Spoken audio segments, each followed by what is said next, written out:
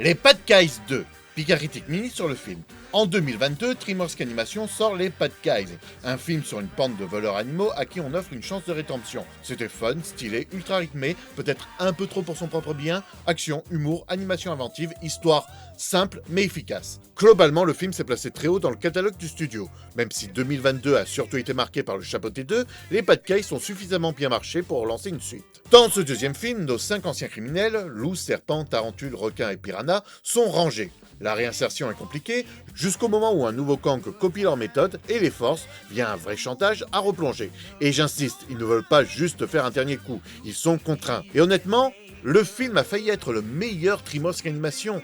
Oui, devant Shrek 2, devant le Lapin Carou, devant la trilogie Dragon, on garde l'énergie du premier film avec plus de maturité. Les relations sont mieux développées, les enjeux sont plus grands et l'identité visuelle se bonifie. Même l'écriture peut surprendre.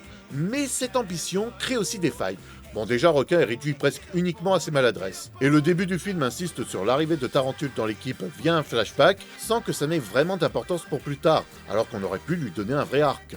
Mais le vrai problème, c'est Lou qui doute de sa rédemption. Tout le premier film reposait sur son évolution. S'il y avait bien un personnage qui ne devait pas douter, c'était lui. Et surtout, ce dilemme arrive brusquement, reste secondaire et apporte peu à l'intrigue. Alors qu'il y avait 3 façons d'améliorer ça. Donner ce moment de doute à un autre membre de l'équipe, à nouveau Tarentule était le choix le plus évident. Faire douter Lou après l'arrestation et l'enfermement dans le fourgon de police, un moment vraiment critique. Ou transformer ce doute en autre chose, par exemple une volonté de ramener les nouvelles voleuses dans le droit chemin. Là en l'état, ça affaiblit légèrement l'impact émotionnel et la dynamique avec la méchante principale, pourtant une très bonne méchante, fait plus forcé. Et enfin, la fin. Sur le papier, l'idée est forte. Ils trouvent enfin leur place, mais au prix de leur identité publique. Une fin douce amère. Mais dans l'exécution, c'est brutal. Tout est fait principalement hors champ, et ça donne un sentiment de conclusion précipitée. Ce sont des problèmes qui empêchent le film de l'élever au rang de chef-d'œuvre.